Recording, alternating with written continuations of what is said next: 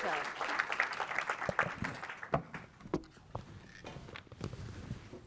everyone. Hey, everyone. Hey there. Hi. So you two have been very busy making a lot of songwriters very rich. You've paid billions to songwriters over the past few years to acquire their catalogs, and in the process, you've significantly pushed up the value of the song, at least on the asset market. And you've brought in a lot of new song buyers, too, all of which is great for songwriters who are looking to sell their royalty streams. So, Nile, are songwriters on top of the food chain yet? Far from it. If they were, Merck and I would probably be somewhere swimming. No. This is still our primary focus right now, and we've got a long way to go. Right now, it seems like we are causing a wee bit of turbulence in the music industry, but this is just the beginning. How many of you think that songwriters get paid enough money? Can everyone that thinks that songwriters get paid enough money please stand up? Exactly. We started Hipgnosis, with the normal motive that you would expect of any business starting, which was to make money for ourselves and our shareholders.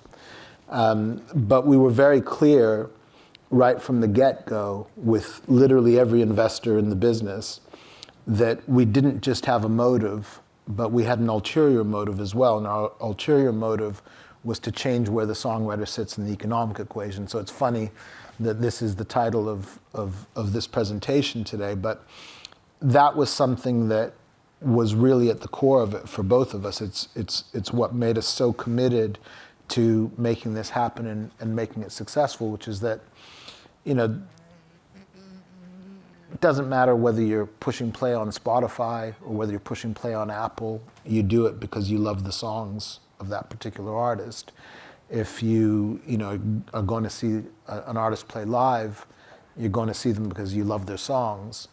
If you buy their t-shirts, ultimately it's because you love their songs. If you buy the products that they endorse, ultimately it's because you love the songs. Like there is no South by Southwest music conference. There is no music industry if you don't have the songwriter at the core. So you have to ask yourself that question of, and this is the question that led to the start of Hipgnosis between Nile and I, is if that's the case, and it's clearly the case, then why is the songwriter the worst paid person in the equation? So we're going to come back to that in a minute, but first I want to talk about the free market for songs. And with Russia now at war in the Ukraine, inflation is accelerating and central banks are hiking interest rates to curb that. At some point, that's going to make it less attractive to invest in songs compared to municipal or government bonds. Can you talk about how you've seen inflation impact the song market so far? Yeah, and in fact, I don't actually think you're right, Hannah. I think that songs will be very strong through this because, there's no inflation, there's no perfect inflation hedge, but the things that makes songs incredibly valuable when they become hits and they become a part of the fabric of our society is that the income is not only predictable and reliable, and I've compared them, and Niles compared them to gold and oil, because gold and oil are very established assets that we look at for the exact same reasons. They have very predictable, reliable income.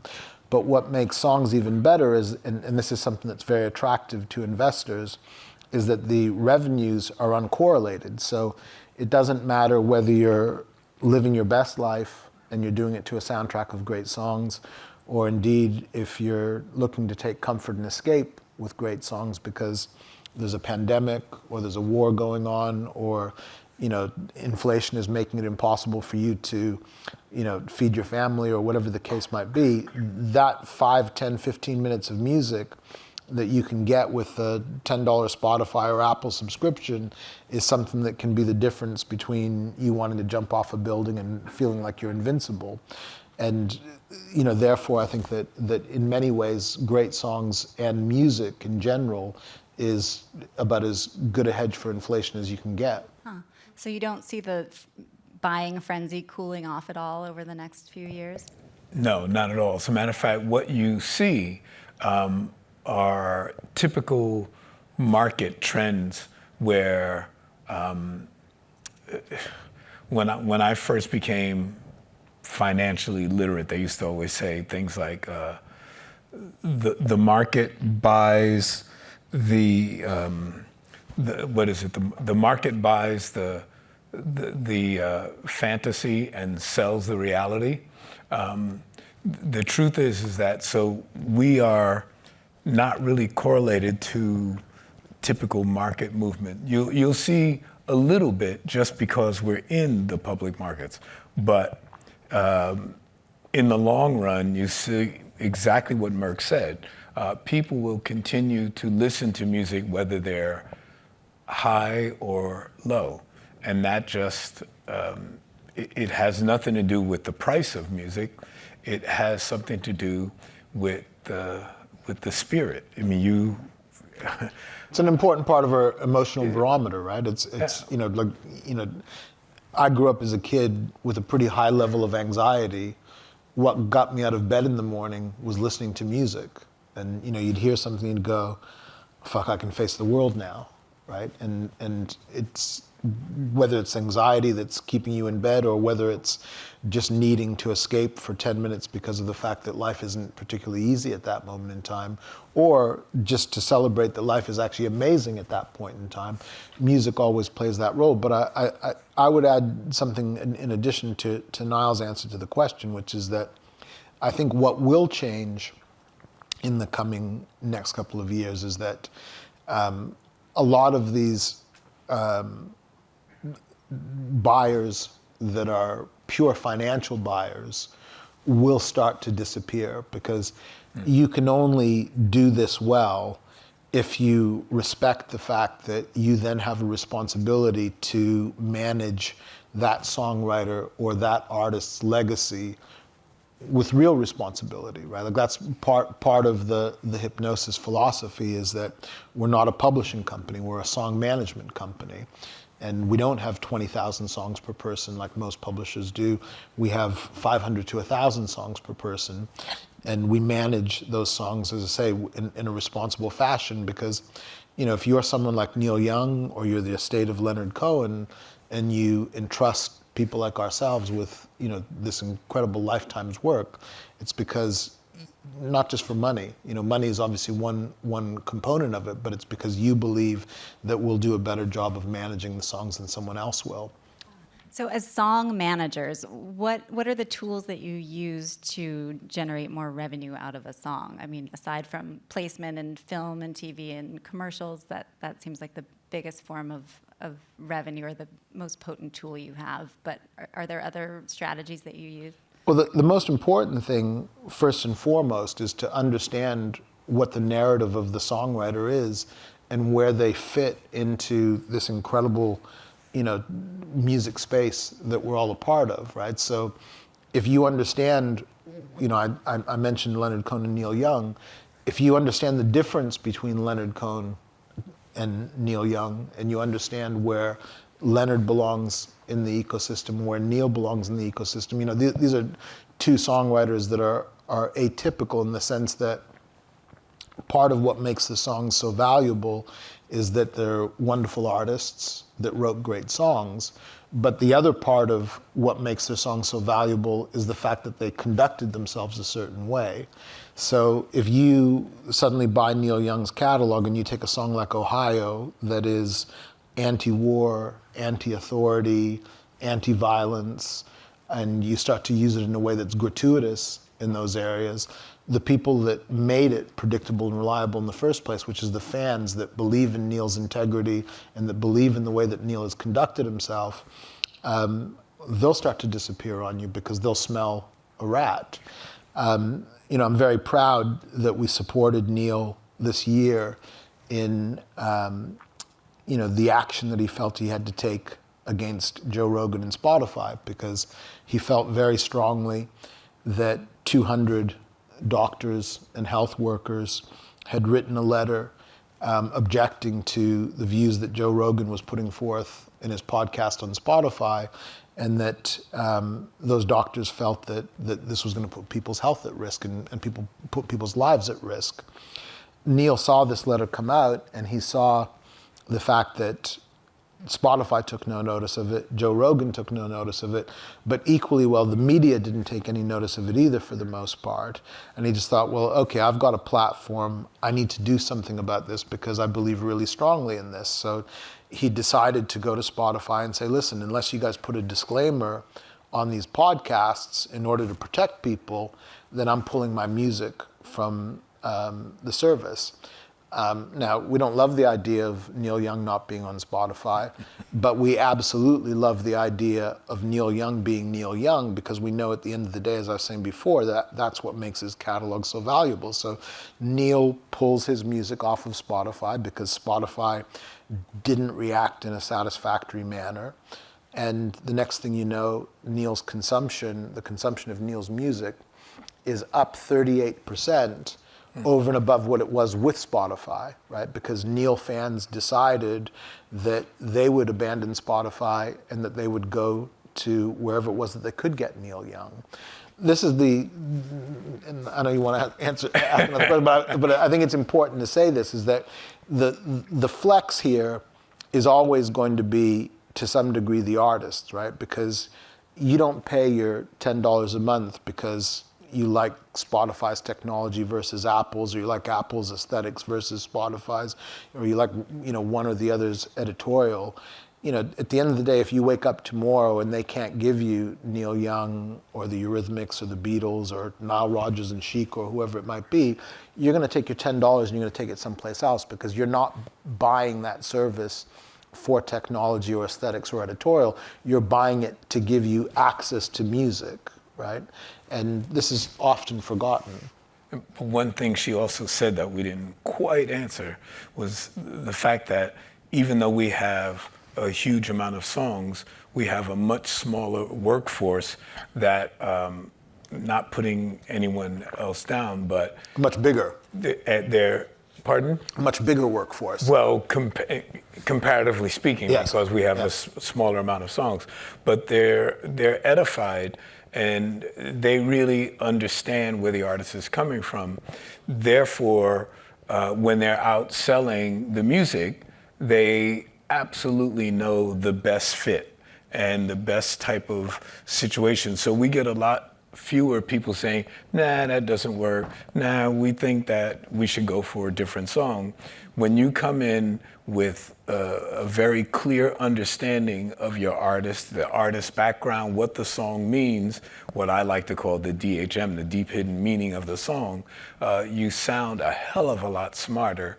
And you notice that, well, many of you in the room know that whenever you're working with the big corporations, so much stuff is done by committee. And when people are putting together ad campaigns, there's a lot of discussion that goes on in the room. When somebody feels very knowledgeable and they sort of can make the other people in the room feel smarter, they figure like, well, okay, we'll spend our money on this because the person really feels passionate about it. And that's what we bring with Hipgnosis. Our force, the people, they're not like each person is not managing like 50,000 songs. They have a much smaller catalog to deal with, and they can give it much better attention, much better focus. That makes sense. When Hipgnosis first started trading on the London Stock Exchange in 2018, you guys were driving the major record companies bonkers by outspending them and outmaneuvering them on song catalog deals. But your buying spree brought in a lot more competitors, and now the major labels are the ones paying the highest multiples of all. But I'm curious to know, what is it like competing with all of these new players in the space now, and how do you stay competitive? It's really funny because it takes me back to the beginning when people used to laugh at Merck and myself and say, you guys are overspending for so-and-so, and you're overspending for this, and you're overspending for that.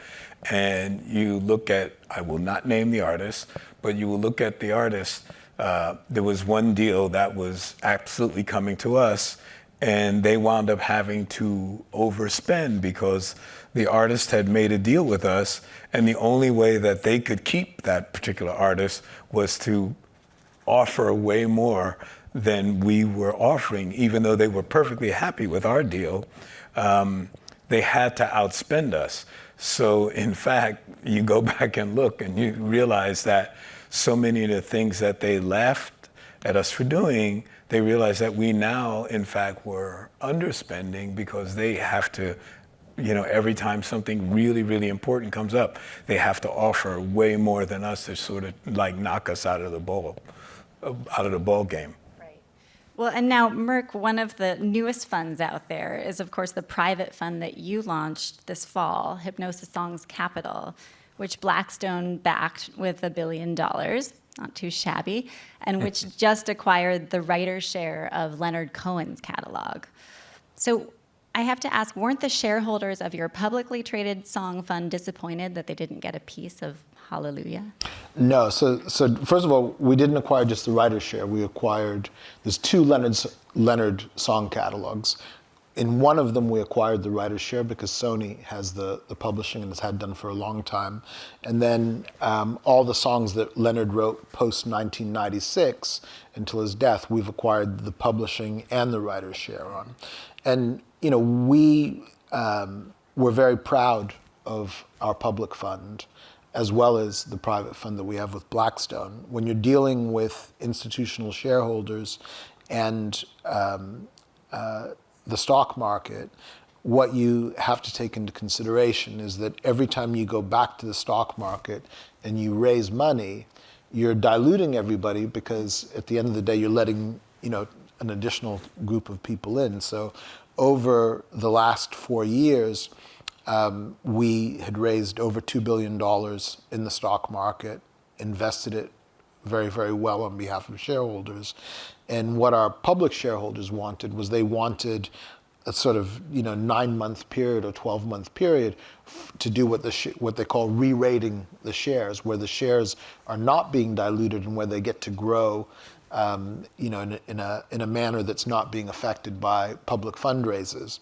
That then allowed us the opportunity to create the private fund with Blackstone, but to also put a co-investment policy in place with the public fund. So now going forward, the public fund will have 20% of every catalog that we buy, and the private fund will have 80% of every catalog we buy. Without giving numbers away, that's based on what we think we'll invest on Blackstone's behalf over the next 3 or 4 years and what we can raise in the public market over the next 3 or 4 years, because it's very important to give our public shareholders access to everything. The moratorium on raising public money is up when we publish what is known as our net asset value for the year ended March 31st. So basically in June, we'll go out and we'll raise more money for the public fund so that they can buy 20% of everything that Blackstone has. Because at the moment, the public fund is completely, fully invested, has the better part of $3 billion worth of amazing songs in it. So do you see any challenges in terms of managing your fiduciary duty to your shareholders at the same time that you're kind of playing the same role for the Blackstone fund? No, this is one of the things that is worth talking about for 60 seconds, which is that, the music business is a very unsophisticated business, and that lack of sophistication has made it very easy for 3 or 4 companies to really run rampant on songwriters, artists, producers, for many, many years, and it serves them for this to be an unsophisticated business. One of the reasons why I wanted to bring Blackstone into not only a private fund, but into the management company that manages both funds, which is Hipgnosis Song Management, is that I want to make the music business a more sophisticated place on behalf of the songwriters, on behalf of creators, and to give people an opportunity to redress this imbalance that exists between what a songwriter is paid and what an artist gets paid, because the only person that's getting paid the songwriter gets paid the worst. The second worst paid person in the room is the artist, right? And so basically what we did was we put, with regard to this sophistication, a very, very strong both co-investment policy in place and a conflicts policy in place. So even though the public fund doesn't have any money to invest at the moment because it's fully invested, it still gets to see every catalog that we're looking at. Mm-hmm. It still understands how much money is being paid for that catalog, sees what the financial due diligence that's been done. So they're completely on top of everything that we're doing every step of the way. And that way, no one can ever turn around and say, we didn't have that opportunity, right, because the public fund has the same exact opportunities that the private fund has. Right. There's a lot of talk of the private equity influx sort of imposing new discipline on the music business. Do you see that happening across the board? And if so, like what's the mechanism? That's that, I call it sophistication. Those private equity people would call it institutionalization. You've just called it discipline. That's exactly what needs to be brought to the music business, because part of that discipline will be someone turning around and saying, hold on a second, what do you mean that the songwriter is the worst paid person in the room? How can that possibly be when they're providing the currency to the space? Hold on a second, let me ask you another question. Let me see if I understand this correctly. The record company is going to advance some money to the artist. The artist is going to have to pay that money back before they ever see another penny out of only 1/6 of the income, right? Their royalty. And then once they've done that Herculean task of paying that money back, the record company is still going to own the record. Right. Are you fucking crazy? That is what a private equity person is going to say to you, because at the end of the day, the way that the music business has operated and the way that it, to some degree, is, we're bringing change. The work that we've done over the last 4 years is having an impact. But it's been a completely illogical business up to this point, right? You used to be able to argue that, record companies have to distribute the records, and that means that they not only have to make them, but they then have to put them on trucks, and the trucks have to take them to stores, and the stores have to put them on their shelf, and they have to see whether people buy them, and then if people don't buy them, they put them back on trucks and send them back to the record company trashes them. All of this stuff is quality possible control for someone to do on their own. Well, now, and I wouldn't suggest you do it on your own, because I'm actually a big believer that we still need record companies for their infrastructure, but the model is just a different model going forward. But now you can distribute your record everywhere in the world at the push of a button on Thursday night at 11:59 p.m. going into 12 a.m. Boom. If you're in Mumbai, you can hear, the new Tame Impala record. If you're in Australia, it's the same thing. If you're in London, it's the same thing. If you're in Austin, Texas, it's the same thing. At the push of a button, that file goes up and everyone in the world can hear it. So distribution is no longer the issue. The issue now is an economic issue. Am I being paid properly and fairly and equitably for the work that I'm doing? And then it's an issue of promotion and marketing, and publicity and everything that goes with making an artist successful. Well, once you've eliminated distribution, the cost of promotion and marketing and publicity should be entirely different to what it was 50 years ago, right? But that change is happening, but it's happening very, very slowly. But the change that we're really here to talk about is, this point that the songwriter is not being paid properly, despite the fact that they are delivering the most important component to the music business existing. And when you talk about distribution, it wasn't really just distribution. There was manufacturing, quality control, the packaging, all of these things that actually had real costs. And when we would discuss these things with record labels, these were viable costs, and we understood that. We didn't understand how easy it was to mask the real cost when you're talking about things like that. And nowadays, since that really has basically evaporated, the conversation is incredibly simple. It's like, okay, promotion, that's a real thing. We can understand that. But I mean, my contract with, well, until Merck redid it, but my contract with Atlantic Records, which then goes over to Warner's, I was still subordinate to these same costs that no longer were relevant, but the deal was the same deal that I had signed originally. And that was just ridiculous because once you take those costs out, which were perfect models for, I hate to use words like corruption and stuff like that. It just feels uncomfortable to me because I love my job. I love music. I always say that the people that we seem to be fighting are all the same people that we like. and we go to their kids' bar mitzvahs and birthday parties and all that stuff, and we grew up with these people.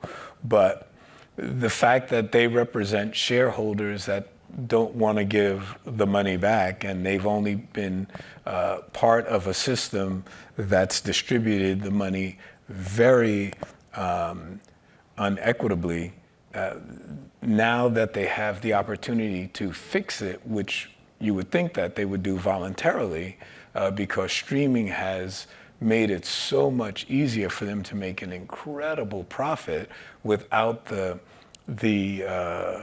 pitfalls that once were in the business. I always would think, I like to think deep down inside that they would just voluntarily do that.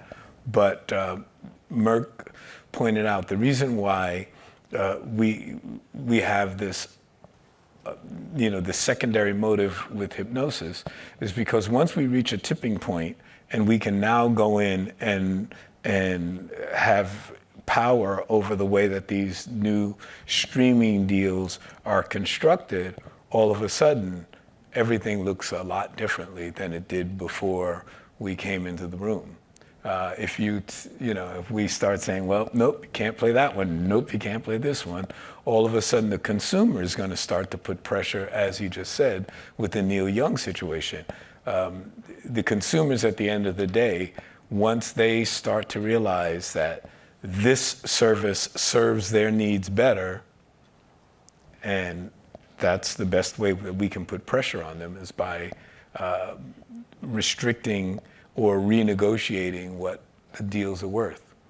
Well, one of the problems, though, is that songwriting payouts are regulated by the government. And right now in Washington, the Copyright Board proceedings are underway to determine how much streaming services are going to pay songwriters in mechanical royalties for the next 5 years through 2027, as well as what they might owe songwriters for the last 5 years, since the DSPs have only been paying 10.5% of their revenue to songwriters and publishers since they appealed the CRB's last rate decision. So, what can you do in terms of fixing that regulation? But you can't force me to not give somebody more. Right, you can set a minimum level, but if I thought that morally it was correct to look at you look at the pie and you see how the pie is cut up. As I said, there's never been a better time than right now to fix something that is fundamental. We haven't had a raise in 75 years. If you look at if you look at it what the way other that job? if you look at the way that $1 of streaming income is divided up, 30 cents out of every dollar stays with either Spotify or with Apple or whoever the DSP might be approximately. And we think that's pretty fair. Right? At the end of the day, they spend the money building their technology. They're building the technology and they're building the audience and everything else. And they've created a delivery mechanism that has saved the music business, right? We had 16 years of technological disruption in the form of illegal downloading between 2001 and 2016 that decimated the music business. It left it for dead, right? Now that technology has evolved into streaming, and streaming has made it more convenient for people to pay for music rather than stealing it on the internet. And more money is flooding through the major record companies than ever before. And I think that Billboard reported that something in the neighborhood of $25 billion that has made it into the doors of the three big record companies over the last 12 months or so. That when you get past that first 30 cents, and you can look at it and you can say, look, could that 30 cents become 27 cents, or could it become 24 cents? Yeah, it could, and it will, right? But it's not the material point. The material point is then what happens to the other 70 cents. And currently, with CRB3 dialed back because of the appeal, currently, basically, out of that 70 cents, you've got about 58.5 cents that are going to the record company. The record company is paying the artist most of the time based on a sale rather than a license. And a license, right. And this is a crucial element for the artist going forward, because on a sale, they pay you a royalty. So out of that 58.5 cents, they might pay 10 cents to the artist. So they're getting almost half a dollar out of every dollar that's earned. And then there's 10.5 cents left that goes to the songwriter. And the songwriter has 3 or 4 songwriting partners on every song, and they each have their own publishing company. And by the time you kind of break it all down, on a smash hit, could be the biggest record in the land, the songwriters are getting paid fractions of a penny on every dollar, and the record company is taking almost half of every dollar, for themselves. And the artist, if they're lucky, is getting 10% out of every dollar earned. That's just plain wrong, right? And it doesn't take a rocket scientist to understand that's wrong. And that has to change. So what Copyright Board 3 did was it increased that 10.5 cents to 15 cents incrementally between what was supposed to be 2019 and 2023. Copyright Board 4, which has just started now, will determine what the rates are between 24 and 27, years 2024 to 27. The common feeling in the music business right now is that the appeal will probably result in a win for songwriters in that that increase of 44% from 10.5% to 15%, which as Nile pointed out is like the first raise in 75 years. That will probably be upheld, and who knows what will happen with Copyright Board 4. But you have to ask yourself, why would Spotify or Amazon appeal songwriters being paid more money? And what role does the record company, which is the only negotiation that takes place right now with those digital service providers, it's recorded music having a negotiation with the DSP. That negotiation is under NDA in every instance, so you never know what has been agreed. So even if you are a recording artist on one of those record companies, right now, Hannah works at Billboard, right? At the end of the month, Billboard will give Hannah a pay slip that says, this is what you earned this month, this is how much money we took off for tax, this is how much money we took off for medical, this is what your, I only know English stuff, so your national insurance and things like that are, your state insurance or state tax or whatever. And at the end of the day, this is the money that we're putting in your bank account. And you can take that number and add it up with the various deductions. And if they've done their job correctly, adding those 3 or 4 things up will total what the gross amount of pay is supposed to be, right? So you know what you're supposed to get. A songwriter and an artist never knows what they're supposed to get, because a record company can't turn around and tell them, this is the basis on which you're being paid. And if you ask them about what's the basis on being paid, they'll tell you, oh no, we can't tell you that because it's under NDA. Right? They don't say to you, listen, why don't we do an NDA so that you can be under the same restrictions that we are, and that way we can explain our position to you. But I'm going to say something right now that people will object to in the record companies, and I'll say this, that the only reason why Spotify has appealed Copyright Board 3 is because the record companies have given them no choice, because at the end of Copyright Board 3, the judges ruled that 44% increase. But of course, what it isn't their position to do is to say who is it that's going to pay for that 44% increase. Is it the digital service provider that's going to pay for it out of their 30% out of every dollar? Or is it the record company that's going to pay for it out of their nearly 50% of every dollar, right? So at the end of the day, what you have is these two lions, if you like, tackling each other over who's going to end up being responsible for this at the expense of the songwriter, despite the fact that the service wouldn't exist and the record company wouldn't exist if it wasn't for the songwriter in the first place, right? So these dynamics, even the dynamic of why is it left up to legislation to decide how a songwriter is paid, legislation doesn't decide how an artist is paid.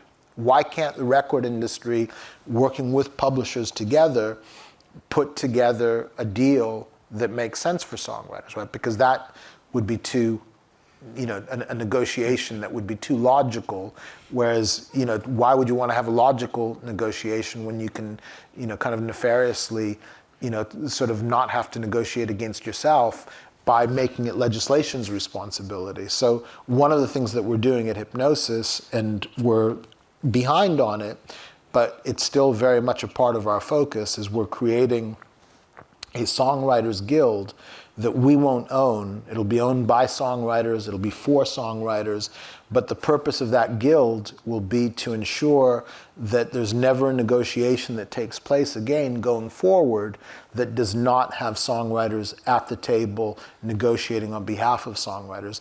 Not token songwriters that can kind of tell you what a songwriter's experience might be, but songwriters that are representing the consensus views of the entire songwriting community. And one of the reasons why it's taking some time to put it together is to ensure that everyone is agreed on what the purpose of the guild is. And the purpose of the guild is to take the songwriter from the bottom of the economic equation to the top of the economic equation. So when do you think we're going to see your guild in action? And will they be negotiating with the major record companies primarily, or who will they be? Well, this is, so you'll see it in action this year, but in terms of those very logical questions, basically what is going to have to happen is that the rule book is going to get ripped up, and it's then going to become, again, to use that word logic, very logical discussions, right? Because at the end of the day, the most powerful, there's never been a better time to be a songwriter, right? Like the world that I came into was a world where 90% of the artists were self-sufficient. They wrote their own songs, right? Today, 90% of the artists are people that are relying on somebody else to deliver their hit songs for them, right? So, if you're a record company head, you're, Monty Littman at Republic, it used to be that, the most important people in your Rolodex were your artists, because the artists were the ones that you relied on. Now, the most important people in your Rolodex are, whether it's Andrew Watt, or whether it's James Fauntleroy, or whether it's Taylor Parks. And Taylor Parks is playing tomorrow night. You should all go see her play. But these are the most important people on your Rolodex, because Ariana Grande is fucking amazing. She's the shit. But she needs those songwriters in the room to take ideas and to deliver them in such a way that make them the biggest records in the world. So it's never been a better time to be a songwriter, but it's also never been a better time to point to this incredible disparity that exists and this imbalance that exists between how a songwriter is paid and how recorded music is paid. Well, one of the things that you've pointed out before is that the reason that the major record companies often favor their recording businesses is because they would reap greater returns from the recorded music than they do the publishing. Sure. So how could your guild go about changing those dynamics? So what Hannah is referring to is when you look at that dollar that I described, right? Effectively, what's happening is that 4/5 of the money is going to the record company, and 1/5 of the money is going to the publisher. On the 4/5 that's going to the record company, they give somewhere between 15 and 20% of that away to the artist producer combination, right? On the 1/5 that's going to the publisher, they give about 85% of that away to the songwriter, right? But it's 4/5 of the money versus 1/5 of the money.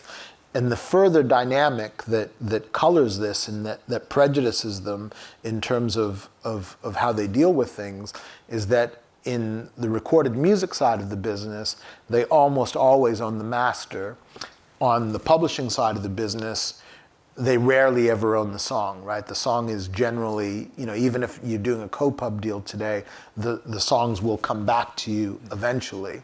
But whether it's good management and lawyering in the first place, or whether it's renegotiations or reversions, these great songs end up back in the hands of the people that created them or co-created them. So the record company, Nile made a point before about the fact that these people are our friends. My criticisms are not of the people, right? There are amazing people in record companies that work hard every day to break artists. There are amazing people in publishing companies every day that work hard to break songwriters.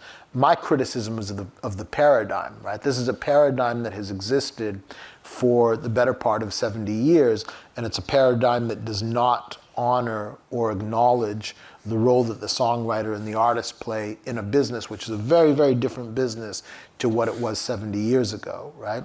So when you look at that dynamic where the record company is also, prejudiced because they almost always own those masters, they want to push all of the economics in our business towards recorded music because that's where the lion's share of it is theirs, and they don't have to give it to anybody else.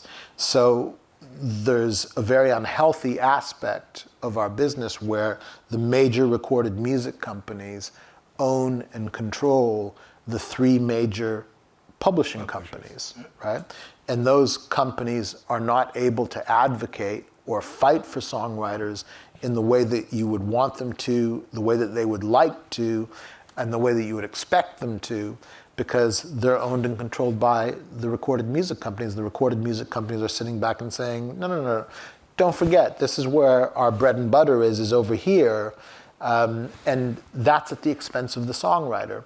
And this is very much why we created Hipgnosis, was to fight this battle that wasn't being fought for the best interest of the songwriter.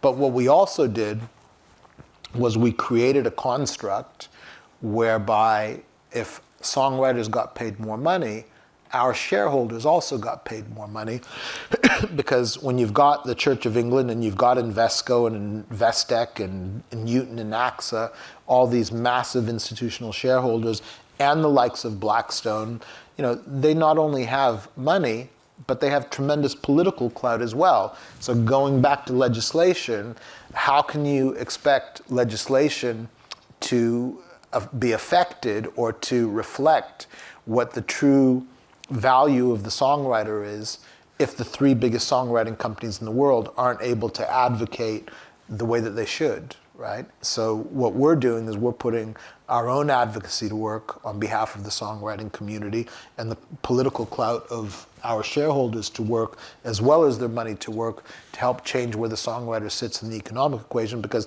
it's not just great for songwriters, but it also happens to be great for our shareholders as well, so they're incentivized to do it. Does everybody follow this? I'm just curious, because it's actually quite simple, but it can sound more complicated than it is. Nile, I'm curious, when you are trying to buy song catalogs, as a songwriter, do you recommend that songwriters sell you all of their rights or just a share of their rights so that they can... So the thing that Merck said at the very beginning so eloquently is we represent the songwriter. The best word would be artistically and spiritually. So what the songwriter stands for is what we try and give them and adhere to. We don't try and push them into a place that doesn't feel like it represents them, which also is what gives us that advantage when it comes to adding value to their catalog. So I would never say that if a songwriter was interested in Hipgnosis, as they are, I get calls every day, I don't say, well, why don't you sell us all of it? I don't do that. They have an idea of where they're coming from, and then they may ask me questions, and I answer people very honestly. And typically, the reason why sometimes it's better for them to sell more rather than less, because with the multiples that we pay, it instantly turns them into a totally different class of investor. Now you have a larger chunk of money to do more things with than you would with your normal royalty stream. But I would never suggest that unless a person asked me. Right. I was just thinking, because when you buy the songs, then you use your song management to increase the amount of revenue that you generate from them. So in some cases, maybe it's better to sell. The smart move is to definitely sell more. us 50% or 75%, Yeah, of course. rather than 100. But it depends on what the person's circumstances are, right? So if they're in a place where they're at an age where their primary concern is estate planning, right? And we've seen many, many times that it's not a good idea to burden your family with the management of your songs. There's a lot of not pleasant examples out there. People are always motivated by, if you're young, you want to de-risk your future and be able to create art in a pure fashion going forward without having to be concerned about, how you're going to pay for your rent or whatever. If you're older and you're looking to do that estate planning, you might not be so inclined to sell 50%. But we are happy to make the deal that a songwriter wants to make, and that reflects what their interests are. Many songwriters are very astute, far more astute than people would give them credit for, and they realize that if they have the liquidity that comes with selling their songs, they can take that money and put it to work in other parts of the market that will make them even more money. Right. We'll take a few audience questions that are popping up. Yes. 100%. Thank you. Cool. It's a pleasure. Guy in the middle there? It's hard to see. Hans Peter from music, I want to ask about this paradigm that you spoke about before, Merck, about the labels and the publishers and the relationship between the major players. Can you tell me a bit about what you see the relationship between those same entities and then the shareholdings in these major DSPs out there, and how that affects that paradigm that you're trying and constantly fighting to change? How Sure. affects that? So look, in the period of time that we've owned and operated Hipgnosis, or created and operated Hipgnosis, Universal, which is the 900-pound gorilla in our business, run by Lucian Grange, who I think, for my money, is the greatest record executive to have ever lived, and there have been a lot of great record executives, right? But I don't think anyone has been as smart as Lucian. I don't think that there's been a better person. What you used to get in the music business was either someone that was completely creative or someone that was completely business, right? And Lucian's a very good balance between the two things, and he knows how to speak to artists. But that company has gone from being valued at 6 billion euros by Vivendi itself, right? So Vivendi was its corporate owner, and Vivendi 4 or 5 years ago said, this company is worth 6 billion euros. Right? And soon after that, a year or so after that, they came along and they said, listen, we've had someone that's wanted to buy Universal from us. They were willing to spend 13 billion euros on it, and we've turned them down, right? And sometime after that, they basically turned around and said, with streaming really coming on strong, we now think this company's worth 20 billion euros. And then it became 25 billion euros. And then they made a deal with Tencent for, surprisingly enough, 10% of the company. And it became 30 billion euros, right? And then they made a deal with Bill Ackman, and then it became 35 billion euros, right? And then, of course, they did their IPO, and on the day of the IPO, the song was worth about 60 billion euros. Now, the share price has been dialed back quite a bit since then, but it's going to go back up because it's an incredible company. So, you know, Nile was pointing this out earlier, which is that, not in our discussion, but when we were talking on the way over here, which is that the reason why it's so important to have this discussion now is because there's never been more money in our business than there is right now. And even if you go back and you say, well, actually, you know, if you build in, you know, the cost of money and you know, what money was worth then, you know, probably 1979 or 1999 was better than what it is now. But there's never been an era where money was flooding in and the cost of goods was almost negligent, right? Like there's zero cost of goods now other than having a really good team of people, right? And as I was sort of indicating before, we're always going to need these record companies, right? But the model is should be a different model going forward, where you rent the infrastructure rather than the infrastructure owning you, right? Because, you know, I don't know who's an artist or a songwriter in the room, but you know, there's one right there. But you know, you're going to want the best person in Brazil to take your record into the local radio station, the local DSP, the local newspaper, you know, the local TV station, whatever it might be. You're going to want the same thing in Turkey. You're going to want the same thing in London and Australia and everywhere else in the world. And you're not going to want to or be in a position to build an infrastructure of 2,000 or 3,000 people on your own to be able to accomplish that. So there's always going to be a need for these great organizations. They just have to start to recognize, going back to your question, what the artist's role and the songwriter's role is in all of this. And you know, I have been using the example of Inhaler recently, Bono's son's band. One, because I think they're great, but two, because you know, before they ever signed to Polydor in the UK and had a #1 record, they had released 5 or 6 songs of their own. They'd released 5 or 6 videos of their own. They'd released vinyl of their own. They'd had 100,000 Instagram followers. So when they walked into Polydor Records and decided that, you know what, this is the right company for us to rent the infrastructure of, they were doing it from a position of strength. And I guess this is probably because we've got 6 seconds left. I'm gonna say something. I'm gonna say something very quickly, and then I'll let Nile and Hannah close it out. But the important thing for all of you to remember, whether you manage artists and songwriters or whether you're an artist or songwriter of your own, right, is that on day one, you have the power, right? You write that song is a smash.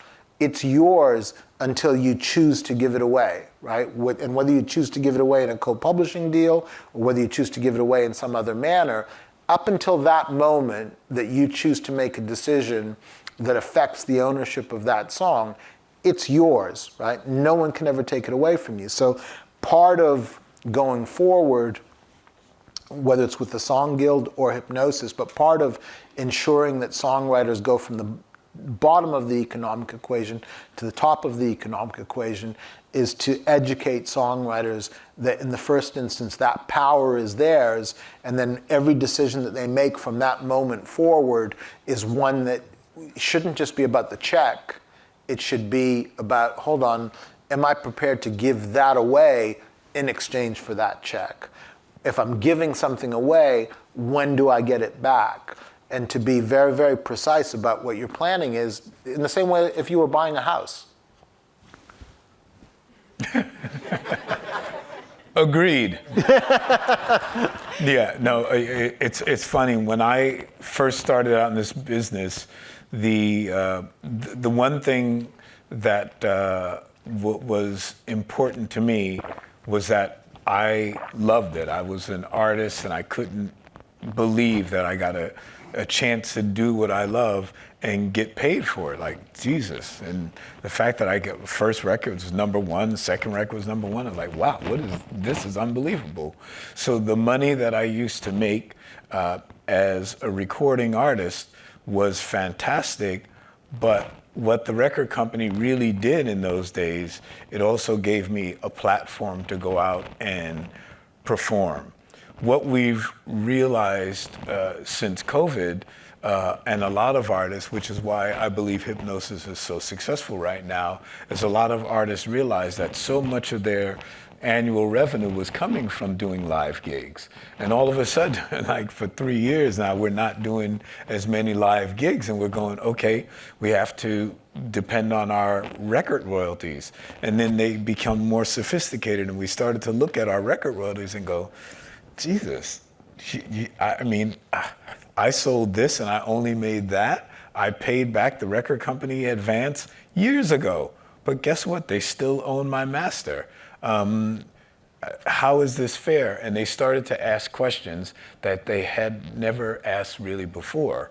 And right now, and I say this over and over again, there has never been a better time for the majors to right a wrong that's been built into the system that they may have inherited. I like to even believe that they're not bad people. They inherited something that was not on the side of the artist, because at the beginning of our industry, they had costs and all sorts of things that were unforeseeable, which have now gone away. Technology has taken those risks out of the equation. And we have to make deals based on the new reality. And that new reality is very different from the day that I walked into Atlantic and played a song that they went, that's the suckiest thing I ever heard, but one person believes in it, so we'll put it out and see what happens. It became the biggest selling record in the history of the record company. Right. That's a true story, by the way. It's true.